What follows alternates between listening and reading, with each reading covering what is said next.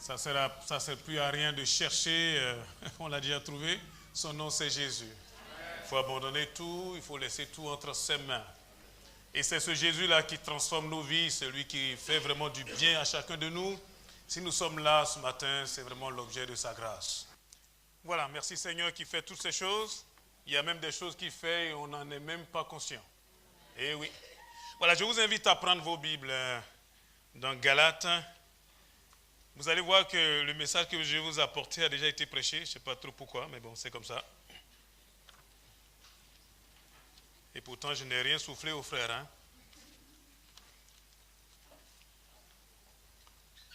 Surtout Eric, je ne sais pas comment il a fait, mais bon. Galates chapitre 2, verset 20. Voilà, pendant que vous êtes en train de chercher la parole de Dieu, saluez votre voisin. Dites-lui bonjour. Voilà. Si vous avez un voisin à gauche et à droite, dites-lui bonjour. Et si vous vous rendez compte qu'il y a quelqu'un que vous n'avez pas salué, ça fait longtemps qu'il est à l'autre bout, levez-vous, allez lui dire bonjour. Mais voilà, n'en profitez pas trop quand même.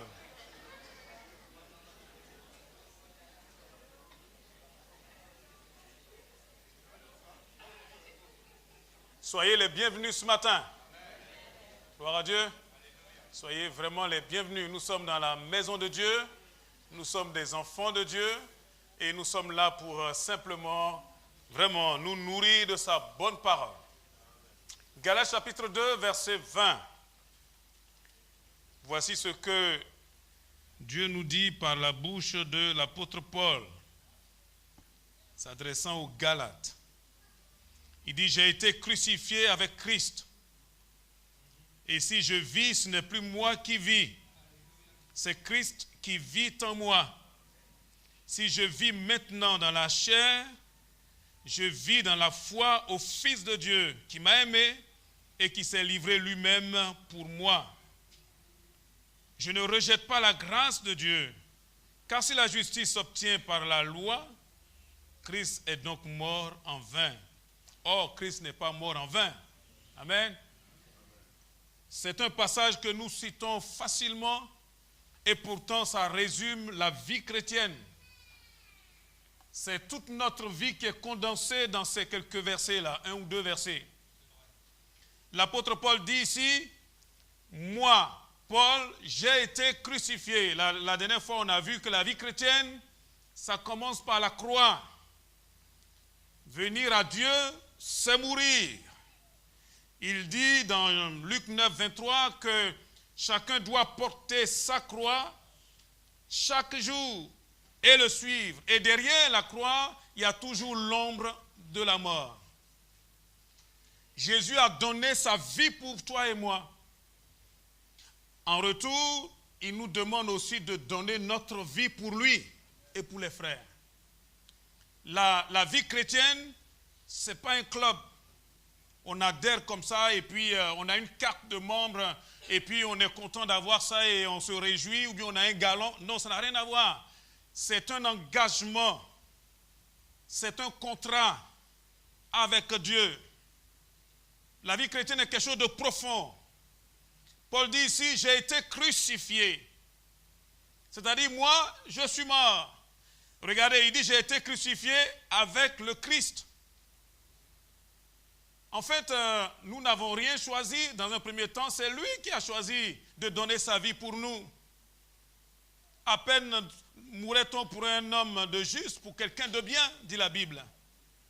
Mais Dieu prouve son amour envers nous en ce que lorsque nous étions encore très faibles, des pécheurs, lui-même a donné sa vie pour nous. Donner sa vie, ça veut dire il est mort à la croix. Il est mort. Non pas parce qu'il était obligé, il dit j'ai le pouvoir de donner ma vie, j'ai le pouvoir de la reprendre. Il a donné par amour. Et Paul dit ici, j'ai été crucifié avec Christ et si je vis, ce n'est plus moi qui vis. Vous voyez, j'ai été crucifié, c'est-à-dire je suis mort, mais il dit aujourd'hui je vis. Donc là, il y a une note d'espoir. Parce que quand quelqu'un dit je suis mort et que je vis, ça veut dire qu'il est ressuscité. C'est ce que ça veut dire. La vie chrétienne est une vie de résurrection. C'est une vie d'un autre genre. Il y a vraiment un passage. Il y a une zone de délimitation, si vous voulez. Il y a vraiment une zone de démarcation. Il y a un changement. Bien sûr que la vie n'a rien à voir avec la mort. C'est tout à fait le contraire. Et la mort non plus d'ailleurs. Donc Paul dit ici, je suis mort, mais maintenant je vis. J'ai été crucifié, mais maintenant je vis. Amen. La vie chrétienne est une vie de résurrection, bien-aimée. C'est pour cela que dans 2 Corinthiens 5, verset 17, il est écrit que si quelqu'un est en Christ, si quelqu'un est dans ce royaume-là, il devient une nouvelle créature ou une nouvelle création. Il y a là quelqu'un ou quelque chose de nouveau. Amen. Pourquoi? Parce que il y a un avant et il y a un après. Les choses anciennes sont passées. Vous voyez? Quand je deviens chrétien, il faut qu'il y ait un changement, bien-aimé. Il faut qu'il y ait des fruits. Et ça ne vient pas de moi, c'est ce que nous avons vu. Cela vient de Dieu. Cela vient de Dieu. Notre part, c'est d'accepter de mourir à nous-mêmes d'abord. Ça, c'est ça le plus important. Accepter. En fait, nous sommes déjà morts et c'est accepter de rester morts. La dernière fois, je disais que notre problème, c'est que nous sommes trop vivants. Trop vivant, ça veut dire que normalement, il y a des instants où on devrait être mort et on bouge encore, il ne faut plus bouger. Vous voyez? Parce que nous ressuscitons pour une autre vie. La vie chrétienne, c'est une résurrection d'entre les morts. Pour une autre qualité de vie.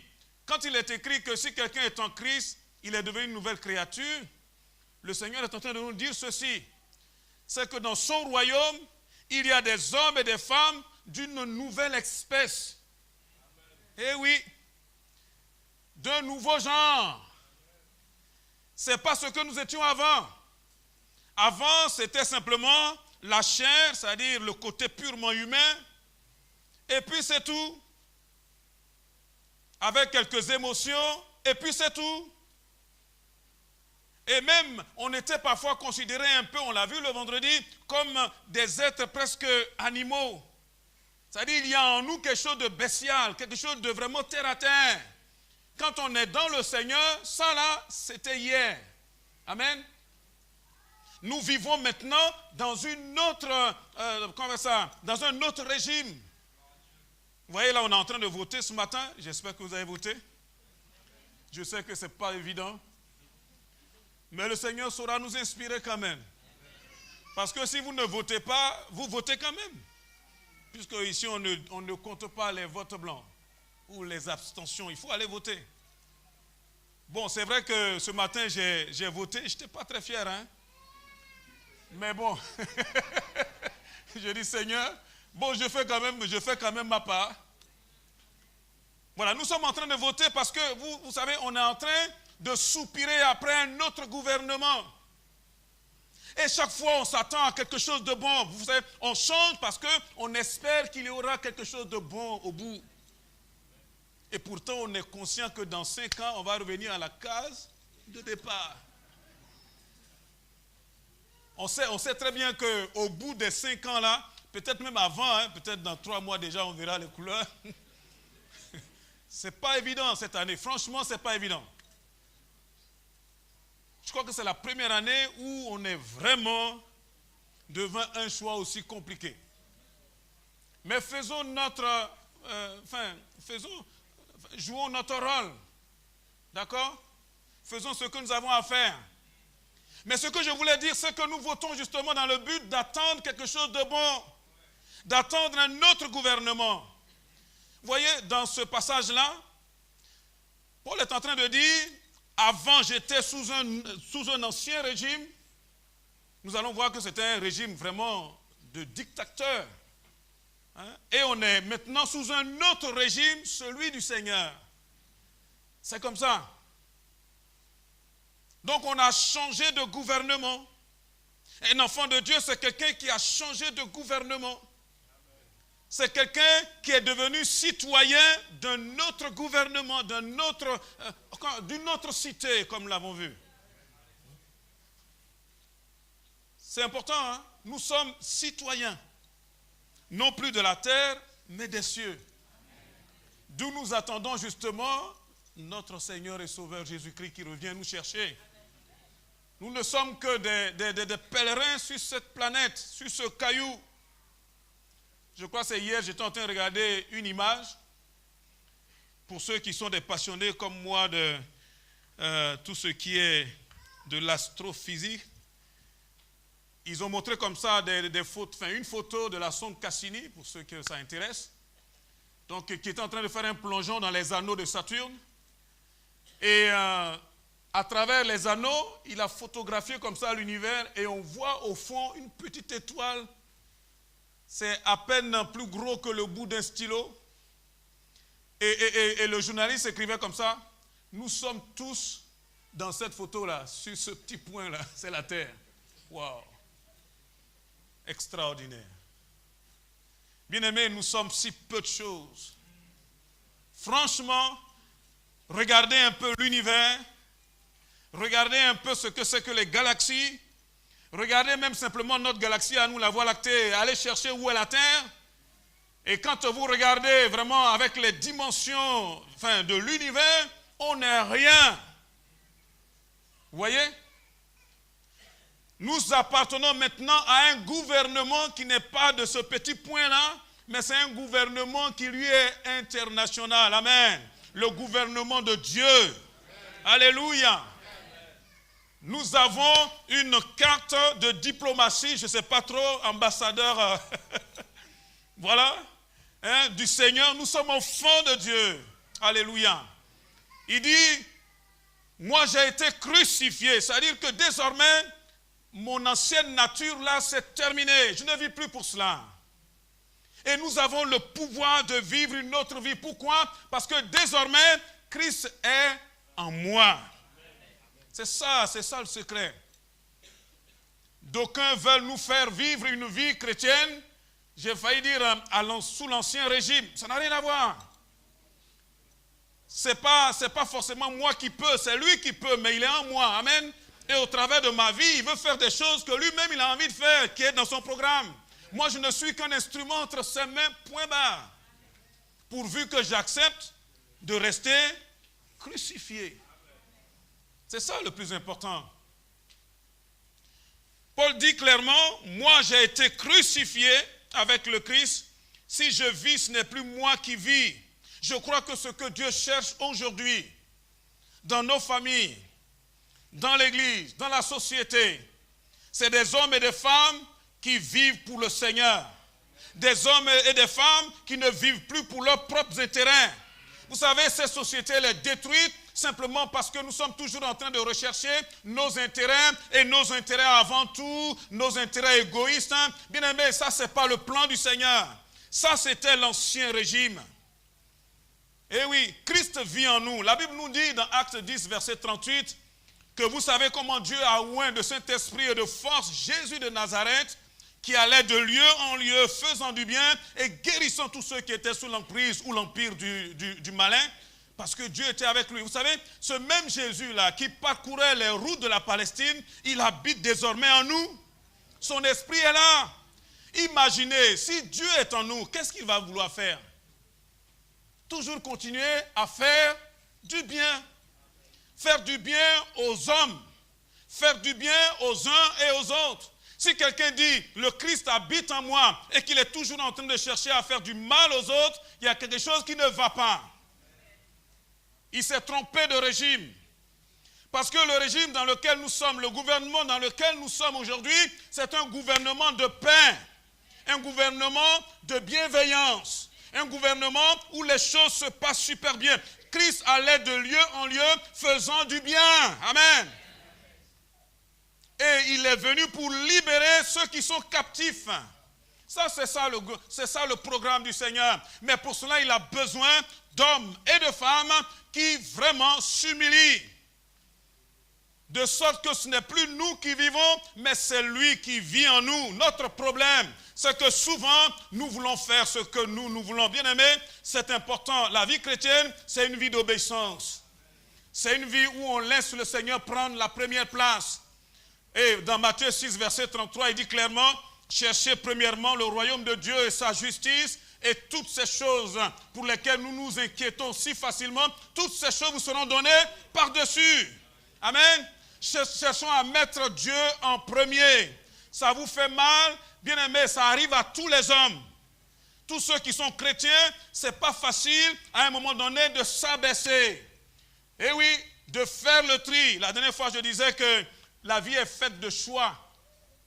Nous faisons des choix. Et finalement, ce sont les choix qui nous font. Aujourd'hui, nous sommes ce que nous sommes en fonction des choix que nous avons faits hier. Et je disais, beaucoup de choix que nous avons faits nous fatiguent aujourd'hui. Et si c'était à refaire, franchement, on ne les referait plus de la même manière. Donc, pendant que nous sommes là, réfléchissons pour faire les bons choix. Amen. Parce que la vie chrétienne est faite de choix. Maintenant, le vrai problème, c'est quel choix je vais faire pour glorifier Jésus. C'est ça le plus important. Regardez dans toutes les sphères de la vie. Dieu veut toucher partout. Et parfois, on pense que servir Dieu, c'est seulement à l'église. Merci Seigneur, on peut effectivement le servir dans l'église. Mais ça, c'est même pas 1 ou 2% de ce que Dieu attend de nous. Là où il nous attend, c'est là où nous vivons la plupart, enfin, on va dire la grande partie de notre vie.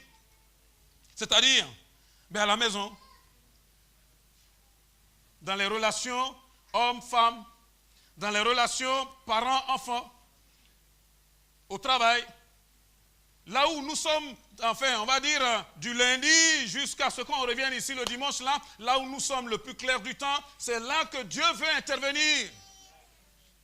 Vous savez, Dieu est là si nous l'avons reçu dans notre cœur.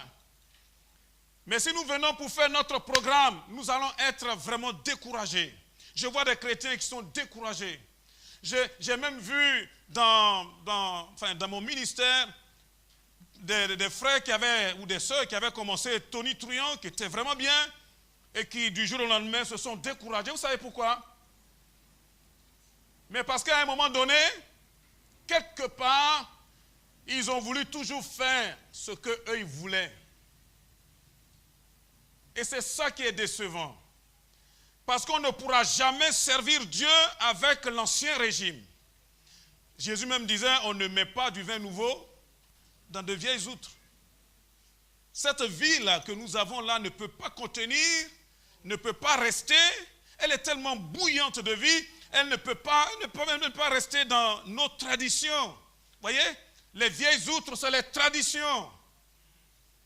Et beaucoup d'entre nous sont arrêtés par les traditions. Tout ce qui se faisait avant. Oubliez ça. La vie chrétienne, c'est une vie de l'esprit et une vie de liberté. Dis Amen. Amen. Eh oui. Parce que là où est le Seigneur, là aussi est l'esprit du Seigneur. Et là où est l'esprit du Seigneur, là aussi est la liberté. La liberté. Aujourd'hui, si on ne fait pas attention, on va se mettre sous des jougs, sous de l'esclavage, là où Dieu ne n'est même pas du tout. Et laissez-moi vous dire, tout ce qui était dans l'Ancien Testament là, c'était pour annoncer Jésus. Quand Jésus est arrivé, tout ce qui est de l'Ancien Testament a trouvé un sens dans la personne et dans l'œuvre de Jésus. Amen. Toutes les images, tout ce qu'on nous montre dans l'Ancien Testament, le but c'était d'arriver justement à cette vie-là. Et Paul dit, si je vis, ce n'est plus moi qui vis. Bien-aimés, sortons de nos traditions. Sortons de cette façon de vivre à l'ancienne. Sortons de la religion. La religion, là, ça n'a rien à voir avec la vie dont il est question ici. Eh oui. D'ailleurs, si on regarde très bien, la plupart des difficultés, des maux que nous connaissons dans ce monde viennent de la religion, y compris même de la soi-disant religion chrétienne. Combien de fois on a tué au nom de Dieu? Combien de fois on a fait du mal au nom de Dieu? Bien-aimé, le moment est venu de vivre une autre qualité de vie. Amen. Celle qui vient du Saint-Esprit. C'est ça qui est important. Les images d'hier, là, ça n'a aucune valeur, mais vraiment aucune valeur. Moi, je bénis le Seigneur. Hein. Si un jour je peux, par exemple, aller, je ne sais pas moi, faire un voyage, mettons en Israël, aller sur les traces de Jésus quand il était dans son ministère, pourquoi pas? C'est certainement un endroit où ça nous permet de réfléchir, hein, de réaliser que Dieu s'est fait homme et il a marché sur cette partie de la terre-là. Et ça fait réfléchir. Normalement, ça doit nous pousser à plus de consécration avec lui. Mais attention, attention. N'allez surtout pas chercher son, comme ça, par exemple, son tombeau. Parce que vous n'en savez rien du tout. Qui vous dit que c'est là qu'on l'a mis? De toute façon, il n'est plus là. Vous comprenez ce que je suis en train de dire? De toute façon, Jésus n'est plus là. Les anges ont dit, pourquoi cherchez-vous parmi les morts celui qui est ressuscité? Il n'est pas ici. Vous voyez? Si je passe comme ça devant le tombeau, ce qu'on appelle le tombeau, je ne sais pas si c'est vrai, mais si je passe devant le tombeau, je dirais oui, ok, ça me rappelle effectivement qu'un jour Dieu s'est donné, il a donné Jésus qui est mort à la croix, et oui. Mais quant à dire que les éléments qui sont là sont empreints d'une certaine spiritualité, ah non, il faut faire attention. Il faut faire beaucoup attention. Beaucoup ont ramassé des démons comme ça. Parce que le diable, il sait. Vous voyez? Le diable, lui, il sait très bien que derrière des choses comme ça, vous voyez, on est très attentif, c'est bien, ça peut être intéressant. D'ailleurs, il y a quelqu'un qui m'a offert une bouteille, enfin, moi je pensais que c'était de l'eau, parce que quand je tourne comme ça va, quand je vois l'onctuosité, il m'a dit c'est de l'huile. Il y a longtemps, hein, c'est pas maintenant, ça fait un petit bout. On m'a donné une bouteille d'huile. Et je lui ai dit, mais c'est quoi ça? Il dit, c'est de l'huile d'onction. J'ai dit, de l'huile d'onction. Et ça vient d'où? Ah, ça vient de Jérusalem, l'huile d'onction. J'ai dit, waouh. Et qu'est-ce que tu veux que j'en fasse? Ah oui, mais parce que tu prends ça et puis voilà, quand tu pries pour les malades, tu prends l'huile d'onction. D'accord. Vous voyez, ça pose des problèmes. Parce qu'aujourd'hui, l'onction n'est pas dans de l'huile.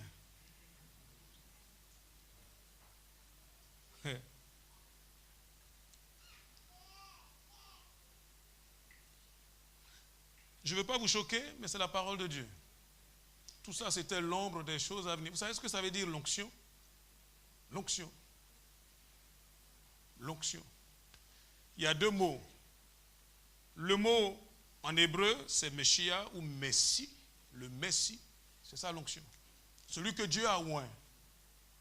En grec, Christos, Christ. Donc quand on dit le Messie ou Christ, on est en train de parler de l'onction. Mais lui, il vit en moi. Vous voyez, désormais ce n'est plus moi qui vis, mais Christ, quand il dit Christ, ça dit le Messie, ça dit celui qui est oint, il est en moi. Je n'ai pas besoin d'huile. Excusez-moi, je vais vous gêner. Hein?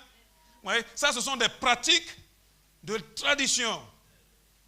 Effectivement, je peux appliquer de l'huile. Bon, selon Jacques chapitre 5, je crois à partir du verset 18.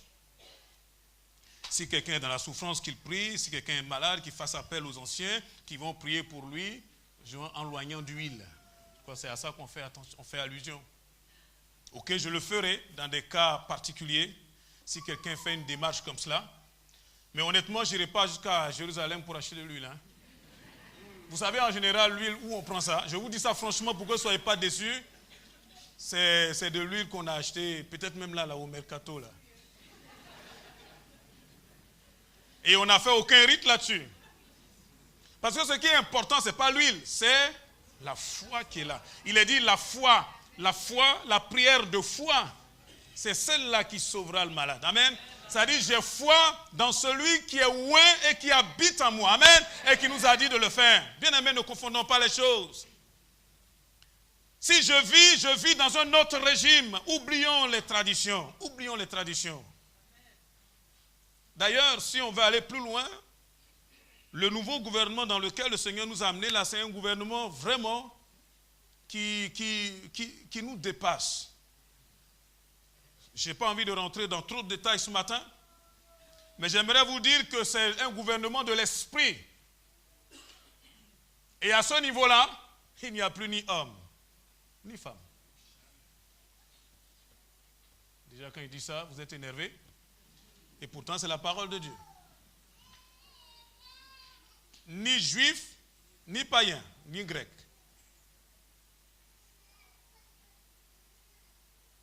C'est pour vous dire que c'est un mouvement de l'esprit. Ce qui est important, c'est d'obéir au Seigneur. Je suis en train de dire que ce que Dieu veut, c'est vivre en nous, là où nous sommes. Là où nous sommes. Je vais te poser une question, mon frère. Est-ce que tu fais du bien à ta femme? Je n'ai pas dit est-ce qu'elle te fait du bien. J'ai dit est-ce que tu fais du bien à ta femme? Si ta femme est à côté, pose-lui la question, elle va te répondre. Bon, je ne veux pas d'histoire, hein. Je ne veux pas d'histoire. Ah, ça commence déjà.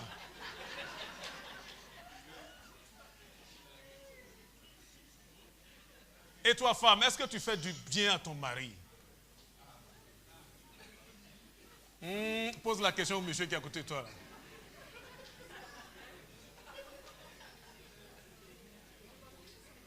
C'est curieux, hein? Quand vous posez la question, je sens qu'il y en a qui sont un peu sexuels. C'est incroyable. Vous voyez, nous sommes là pour faire du bien. Du bien. Est-ce que toi, quand tu arrives à la maison, il y a la paix, il y a du bien à la maison? C'est ça. Si Christ était à ta place là, est-ce qu'il ferait ce que toi tu fais? Si Jésus était à ta place là avec, dans cette famille-là, l'atmosphère serait comme c'est. C'est ça la réalité. La vie chrétienne, c'est une vie pratique.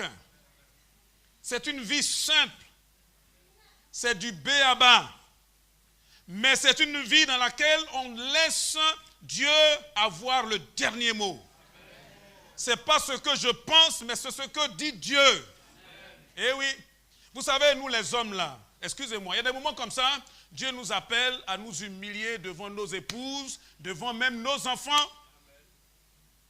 Si toi tu es en train de dire, ah, c'est moi le boss, tu n'es pas du tout dans le régime du Seigneur.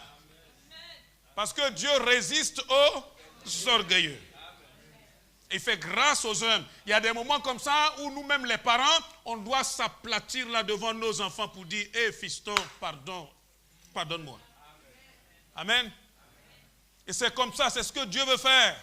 Ouais, c'est ça ce régime-là. La dernière fois, on parlait de pardonner. Qui vous a dit que pardonner, c'est facile? Qui vous a dit ça? Vous croyez que pardonner, c'est facile? Ouais, dans l'autre régime-là, on ne pardonne pas. C'était œil pour œil, 10 dents pour une dent. Avant que tu aies fini avec ma dent, j'ai déjà fini au moins 10 dents. Et d'ailleurs, vous voyez Jésus dans le sermon sur la montagne. Il dit, vous avez entendu, hein, il a été dit, hein, œil pour œil, dent pour dent. Mais moi, je vous dis, quand Jésus parle comme ça, il est en train de parler de quoi? Il parle de son royaume. Ne résistez même pas aux méchants. Waouh! Bénissez même vos ennemis. Priez pour eux. Dis-moi, au travail là, tu bénis ton boss là quand ça ne va pas? Quand on parle de faire des coupes budgétaires qui vont impacter ton salaire et tout le reste, tu dis, oh Seigneur, je bénis mon directeur là. Eh, pourquoi vous riez? Non, c'est ce que vous faites, non? Du Seigneur, vraiment, bénis-le, bénis-le. Ah, waouh. Vu le traitement qu'on a là, Seigneur, vraiment, je le... Non? Vous voyez, le gouvernement dans lequel nous sommes, Paul nous dit clairement ici, si je vis, moi, j'ai cessé de vivre. C'est-à-dire que mon moi, il est fini. Mon moi, il est fini. Moi, je vous dis franchement, hein, ça a été dur. Et aujourd'hui encore, c'est dur. Mais j'accepte. Même si je dois m'évanouir, ce n'est pas grave. Parfois, comme ça, j'ai des maux de ventre. Simplement parce que je dois demander pardon. C'est dur, hein? Mais on cède. On laisse tomber. On accepte de perdre un peu la face. Parfois même beaucoup la face. On accepte d'avoir, j'ai failli dire, que quelqu'un d'autre ait le dernier mot. On accepte, j'accepte que les choses ne se passent pas comme ça, ce n'est pas comme moi je veux, mais ce n'est pas grave. Vous voyez? Je dis, Seigneur, montre-moi ce qui est urgent et ce qui est superficiel, ce qui est futile, ce qui est des détails qui n'avancent à rien, parce que je peux me prendre la tête pour des détails. Jésus vient bientôt, bien-aimé. Il y en a là qui vont rester coincés dans des détails. Et si ton mari, il est comme il est, tu n'y peux rien. Tu vas changer son cœur? Tu vas changer son cœur, tu vas faire quoi? Si ta femme, elle, au lieu de réagir comme tu l'aurais souhaité, ne réagit pas pareil. Si tes enfants sont en train de vivre quelque chose que toi, tu ne supportes pas, tu as fait tout ce que tu peux. Quand ils étaient encore tout petits, tu les as éduqués dans les voies du Seigneur. Maintenant, tu vois des positions, tu vois, mais il ne te reste plus qu'à prier et à les remettre entre les mains de Dieu. Qu'est-ce que tu veux faire d'autre? Qu'est-ce que tu veux faire d'autre? Vous voyez, il faut savoir ce qui est urgent de ce qui est superficiel. Et beaucoup d'entre nous, là, nous perdons notre vie dans des détails. Des détails. Ah chérie, mais pourquoi est-ce que tu as mis du bleu à la cuisine? Moi, j'aurais aimé le jaune. Vous rigolez, hein? Pour une question de bleu ou de jaune, là, il y en a qui vont avoir des problèmes, ils vont aller jusqu'à même à la justice. On en rit parce qu'on n'est pas encore arrivé là. Hein, les jeunes là qui veulent se marier. Hein. Vous voyez, parfois on est là sur des détails. Des détails. Parfois, effectivement, on a en face de nous des gens qui nous veulent vraiment du mal. C'est la guerre. Et j'ai vu comme ça des frères et des sœurs sur leur lieu de travail, c'était dur. Ah, je vais encore parler du cas de mon épouse. J'ai compris quelque chose, c'est que dans le domaine de la santé, là, je ne sais pas en France, mais c'est comme ça partout, c'est la guerre. Quand tu as un poste dans un centre de santé ici, si tu es fonctionnaire quelque part, waouh, c'est la guerre. Alors il y en a qui ont leur précaré, qui ne veulent surtout pas que d'autres personnes puissent arriver. Et quand tu arrives, et ce n'est pas seulement aux Antilles, hein, même ici. Eh oui. On a prié pour qu'elle puisse avoir ce service-là où elle pourra avoir son dimanche. Elle a eu le service, on était content, du gloire à Dieu. Waouh! Il y avait un groupe de dames là qui étaient là, qui ont dit, ouais, viens, tu vas voir. Je vous assure, ils ont mis une telle pression sur mon épouse, qu'à chaque fois je la voyais rentrer le soir, elle était à la ramasse, comme disent les jeunes. Elle me disait comme ça, mes chéris, je crois que je vais changer. On a prié d'une main, c'est pas à toi de changer. C'est pas à toi de partir.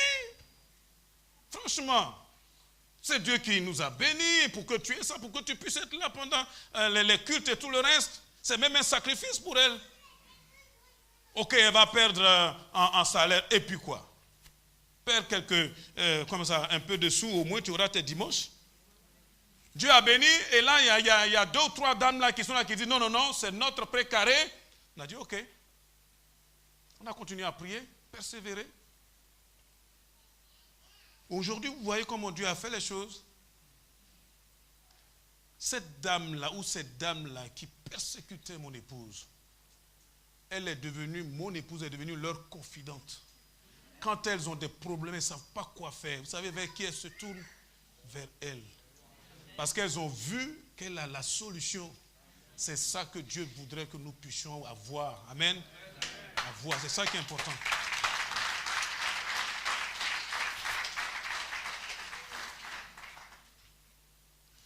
La vie ne sera pas facile. Mais il faut que Christ vive en nous. Donnons l'occasion à l'Esprit de Dieu de manifester son ministère là où nous sommes. Dans la réalité, nous sommes tous appelés au service du Seigneur. Si je dis comme ça un mot ministère, tout le monde pense pasteur. Mais dans la réalité, là où vous êtes, ce que vous vivez, que ce soit à l'école, que ce soit au travail, ce que Dieu veut, c'est travailler au travers de nous. Mais pour ça, il faut que notre moi là tombe par terre. Ça fait mal. Je peux vous garantir, ça fait mal. Mais c'est la vie. Si vous voulez vivre, il faut mourir. C'est pour ça qu'il dit que si le grain de blé qui est tombé en terre, s'il ne meurt pas, il reste seul. Il ne peut pas produire du fruit. il ne peut pas donner de la semence. Vous comprenez? Souvent, nos vies sont sèches. Souvent, nous, comme j'ai dit, nous sommes en train de, peut-être même, enfin, peut-être même petit à petit, hein, nous sommes en train de glisser, quoi. De déprimer. Vous me direz, mais un chrétien, ça ne déprime pas. Quand j'étais en Afrique, je n'avais jamais vu de chrétien déprimé. Peut-être que je n'avais pas bien regardé. Bon, comme je suis ivoirien d'origine aussi, je n'avais pas vu. Non, mais franchement, je n'avais pas vu de chrétien déprimé. C'est quand je suis arrivé dans ce pays, la première personne que j'ai vue déprimée, c'était à Sarcelles. J'étais surpris. J'ai dit, mais tu es chrétien? Il dit oui. Tu es déprimé? Comment tu fais? Oui, la pression, elle est réelle, bien-aimé. Il y a une pression terrible sur les épaules de chacun d'entre nous. Est-ce que ce que je dis là, ce n'est pas vrai? Dépression. Quand tu travailles et qu'à la fin du mois, tu n'as même pas ce qu'il faut pour pouvoir nourrir ta famille. Et que derrière, tu as des créances. Et que derrière, tu es en train de voir... Attendez, là, je connais par exemple une famille qui aujourd'hui est en train... Enfin, excusez-moi, mais dans la tempête. C'est un frère taxi. Il y a des taxis dans la salle? J'en parle ou bien je n'en parle pas? C'est dur, hein? Depuis l'arrivée des VTC, des Uber ou je ne sais pas quoi là, c'est dur pour eux. Très très dur. Personne n'en parle, hein? Personne n'en parle. Mais il y a des familles comme ça qui sont en train de mourir littéralement à petit feu là. Et il y en a dans nos assemblées. Le frère me disait comme ça, mais je m'en vais là pour essayer dans la journée simplement d'avoir au moins quelques clients. Il dit, il n'y a plus personne, je suis là, j'assiste. Simplement les VTC là qui viennent. Et je suis là impuissant alors que j'ai des traites, j'ai plein de... Il dit, mais je dois faire face à plein... Comment tu fais? Et chaque jour, il y a des relances. Il y a des relances pour dire, il faut payer ci, il faut payer ça. Comment il va faire? Vous voyez, la pression, elle existe. Eh oui. Mais si tu veux porter ces choses-là sur tes épaules, tu vas déprimer. Tu vas déprimer. Tu vas faire comment? Tu vas déprimer. C'est ça, c'est de là que vient la déprime. Donc, pour ne pas déprimer, il faut revenir à Galates chapitre 2, verset 20. Si je vis, Seigneur, ce n'est plus moi, c'est toi qui vis. Il dit de nous décharger sur lui de tous nos fardeaux parce que lui-même prend soin de nous.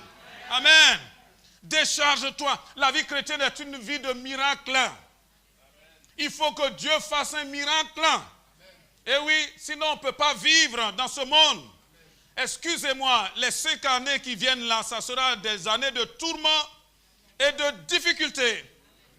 Mais oui, je suis en train de parler enfin, je ne vais pas faire de la politique, mais de parler de la situation des taxis là. Mais celui qui a mis ces lois-là en vigueur, c'est peut-être celui qui va être élu là. Hein? Enfin, je dis ça comme ça. Mais je ne fais pas de la politique. Non, mais c'est bon, c'est la vérité. Hein? Donc ça veut dire quoi? Ça veut dire que les situations précaires, il va y en avoir de plus en plus. Regardez, je suis aussi enseignant, vous le savez. Je n'ai jamais vu ce que je vois maintenant là, dans la formation de nos étudiants. On est arrivé à un tel point où ce sont les enseignants qui nous inquiétons pour les étudiants. Ils n'ont plus d'espérance. Ils n'ont plus de vision. Ils ne savent même pas ce qu'ils veulent faire de leur vie. Ils sont à la dernière année, ça dit dans quelques mois là, ils vont avoir leur diplôme. Excusez-moi, ça ne leur fait ni chaud, ni froid. Il y en a qui disent, oh, ben, il y a un qui m'a dit comme ça, mais, Monsieur Yao, calmez-vous.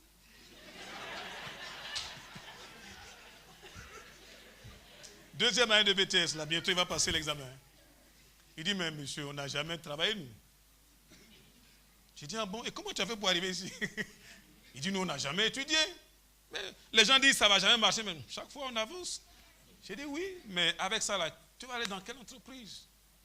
Les jeunes n'ont plus d'espérance. Je ne veux pas trop noircir quand même le tableau, Mais même des ingénieurs, c'est plus facile pour eux. Hein? Imaginez ceux qui ont encore un peu moins de diplômes. C'est compliqué. Vous comprenez?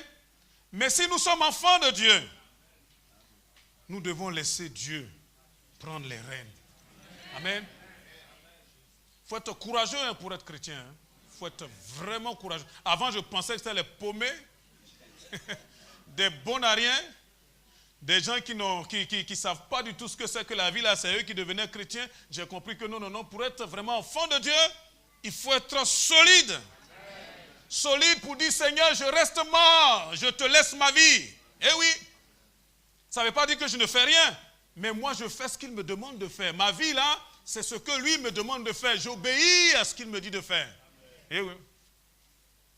Quand je me suis converti, il y avait, effectivement, avant que je me convertisse, j'étais dans une relation pas possible. Quand je me suis converti, j'ai bien compris que la jeune fille avec qui j'étais là, ce n'était pas mon épouse. Hein. Tout de suite, j'ai compris qu'il fallait que je fasse quelque chose. Il y a quelqu'un qui m'a dit, mais la jeune dame là, elle t'a rien fait? Alors comme ça, tu vas la laisser? Elle ne m'a rien fait, mais la Bible me dit que ça là, c'est pas bon. Avoir des rapports sexuels hors mariage, c'est pas bon. Vous comprenez? Alors j'accepte ou je n'accepte pas. Qu'est-ce que je fais? Vous, qu'est-ce que vous faites? Qu'est-ce que vous faites? Un qui dit, oui, mais attends, les gens là, ils sont en haut là-bas, ils parlent, mais moi c'est ma vie, hein, je fais ce que je veux. Et dans le Seigneur, là, on ne fait pas ce qu'on veut. Eh oui. J'ai même entendu quelqu'un qui dit, moi je suis comme ça, hein, c'est mon caractère. Mais ce caractère-là, c'est lui qui est mort. Dis Amen. Eh oui. Nous vivons en nouveauté de vie, nous sommes dans un autre royaume. Vous voyez, la vie chrétienne là, c'est vraiment du sérieux. Vous voulez vous en sortir? Laissons Dieu prendre les rênes de notre vie. Moi, j'ai expérimenté ça. Je peux vous dire, je ne suis pas malheureux. Dis Amen quand même. Amen. Eh oui. David dit dans le psaume 37, verset 25, j'ai été jeune et j'ai vieilli et je n'ai jamais vu le juste abandonné ni sa postérité mendiant son pain. Alléluia. David, quand il a vécu, il a regardé toutes ces choses, il a regardé en arrière et dit non, ce Dieu-là, vraiment, il est beau. Amen. Mais pour qu'il puisse agir dans nos vies, là, faites ce qu'il vous demande de faire. Faites ce qu'il vous demande de faire. N'en faites pas à votre tête. Vous allez rentrer dans un mur pour rien. Et ça là, ça n'a rien à voir avec le nombre d'années dans le Seigneur. J'ai vu des jeunes qui arrivent dans le Seigneur, qui sont très alertes comme ça, qui sont obéissants au Seigneur. J'ai vu comment Dieu les a élevés. J'ai vu comment Dieu les a bénis. Des jeunes hein, qui en veulent et qui veulent vraiment avancer. J'ai vu comment Dieu a posé sa main sur leur vie. Et je dois vous dire la vérité, j'ai vu aussi dans l'église parfois des frères et des sœurs qui sont là depuis pas mal d'années, mais qui n'avancent pas, qui tournent en rond. Vous savez pourquoi? Parce qu'ils ne veulent pas obéir à la parole de Dieu. Ils ne veulent pas laisser Christ vivre en eux. Ils ne vont pas venir comme ça devant pour dire « Ah, moi je ne veux pas ». Mais dans leur décision, dans leur choix, c'est toujours « Moi, je fais ce que je veux ». Dieu, enfin, nous on ne te voit pas, moi je ne te vois pas, les frères ne te voient pas. Mais cette attitude de rébellion, c'est ça là qui te bloque ta vie. Et avec ça là, tu n'as que les yeux sur les choses de la terre. Tout ce que tu fais, c'est le manger, le boire. Et tu vas être troublé. Parce que tu sais que Dieu n'est pas dans ça. Eh oui, Dieu n'est pas dans ça. Regardez par exemple, bon, je prends un exemple qui va peut-être vous mettre un peu mal à l'aise, mais bon, c'est la réalité, hein, je ne veux pas vous gêner, mais bon. Par exemple, apporter sa dîme et ses offrandes. C'est un choix. Moi, vous ne le faites pas pour moi. Hein. Je me suis rendu compte que je dois donner pour l'avancement de l'œuvre de Dieu. Je me suis rendu compte. C'est à moi de choisir. Mais Dieu a ouvert mes yeux. D'abord, j'ai compris quelque chose, c'est que quand on ne connaissait pas Jésus, toute l'énergie là, on en faisait quoi? on dilapidait, enfin je ne sais pas pour vous, je dilapidais tout ce que j'avais dans des futilités. Il y en a là, quand ils ne connaissaient pas Jésus, chaque week-end, ils étaient dans des boîtes à crabes là, dans les boîtes, en train de se mettre dans un état pas possible. Il y en a qui étaient comme moi, qui fumaient comme des volcans. Ouais, si quand je vous dis ça, vous êtes surpris, hein? Vous m'auriez rencontré il y a quelques années en arrière, vous changez de trottoir. J'avais beaucoup de cheveux.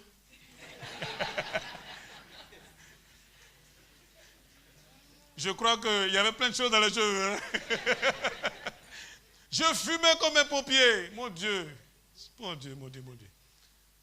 Et je voulais me débarrasser de ça. Parmi nous là, il y en a qui étaient des addicts à des drogues.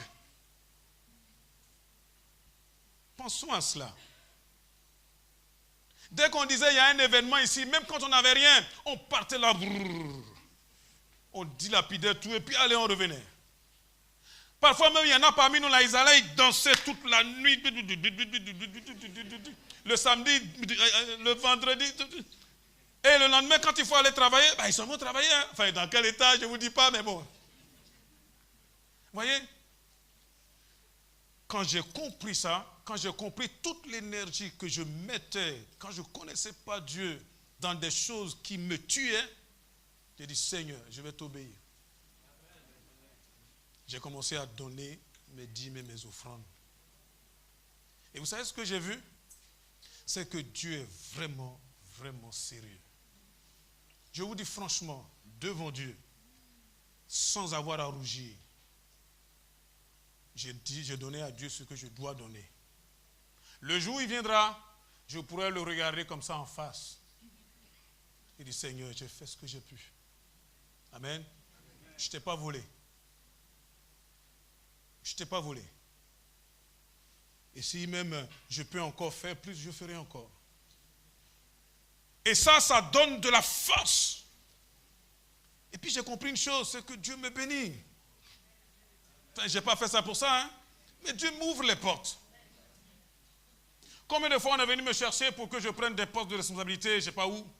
J'en ai discuté avec mon époux, je lui ai dit pas question. Je veux rester simplement ce que je suis pour pouvoir m'occuper de l'église du Seigneur. Vous comprenez? Et là où je suis là, franchement, je peux dire comme David, je n'ai jamais vu le juste abandonné. Faites ce qu'il vous demande de faire. Si vous voulez faire ce que vous voulez, demain là, effectivement, vous serez chrétien. Vous serez peut-être baptisé, confirmé, tout ce que vous voulez. Mais vous risquez de passer à côté de ce que le Seigneur attend de vous. Ce que Dieu veut, c'est notre cœur, c'est notre vie. Vous voyez, ça, ce sont des messages qu'on n'a pas trop envie de prêcher. Et pourtant, c'est ça, l'évangile. Jésus dit, si quelqu'un veut venir après moi, qu'il renonce à lui-même. Qu'il se charge chaque jour de sa croix. Et qu'il me suive. Je ne sais pas toi quelle est ta croix, mais fais ce qu'il te demande de faire. Si tu veux t'en sortir, fais ce qu'il te demande de faire. Amen. Et tu verras que quand tu commenceras à prier, avant même que tu aies commencé à prier, Dieu va t'exaucer. Alléluia. Parce que tu fais ce qui lui plaît. D'ailleurs, c'est ce que Jésus disait comme ça devant la tombe de Lazare. Il dit, Père, je te prie de ce que tu m'exauces toujours. Je te rends grâce. Il dit, je sais que tu m'exauces toujours. Si j'ai prié là, c'est seulement pour les gens qui sont à côté là, mais je sais que tu m'exauces. Vous comprenez? Voulez-vous avoir cette joie d'être exaucé? De marcher avec Dieu? Et quand on vient comme ça pour louer le Seigneur, vous n'êtes vraiment pas en train de chanter que des chants, mais vous êtes en train de le louer avec votre vie, votre âme, votre personne. Je crois que c'est ce que Dieu attend ici à Goussainville. Et si nous commençons vraiment à obéir au Seigneur, Dieu va faire quelque chose qui va nous dépasser. On va s'engager un peu ce matin. Veuillez vous tenir tous debout. On va rendre grâce à Dieu. Alléluia. On va s'engager. Oh, merci Seigneur. Si tu n'as jamais fait cette prière, je vais te demander vraiment, en ton âme et conscience, si tu es d'accord, bien sûr, de répéter les paroles après moi. Tu n'es pas obligé. Mais quand tu sortiras ces paroles-là, s'il te plaît, c'est devant Dieu, c'est devant l'Église, c'est devant le monde spirituel. C'est une prière d'engagement. Amen. Vous êtes prêts à cela? Amen. Seigneur Jésus, je viens ce matin. Qui marche dans tes voies. Et je sais que tu me soutiendras. Je te rends grâce déjà. Parce que tu m'as déjà exaucé, Père. Que ton nom soit béni. Et que ma vie change du tout au tout à partir d'aujourd'hui. Que ma vie change. Je renonce au monde ancien. Je renonce à l'ancien régime. Je renonce à marcher par la chair. Je renonce à marcher par les vieux principes. Je renonce aux traditions. Je te veux, Jésus. Prends toute ma vie, Seigneur, pour glorifier ton nom. Adorons le Seigneur pendant quelques instants ensemble. Alléluia. Oh, Dieu merveilleux, Dieu glorieux. Seigneur, sois béni. Béni soit ton Saint-Nom, Seigneur. Alléluia. Merci, Seigneur.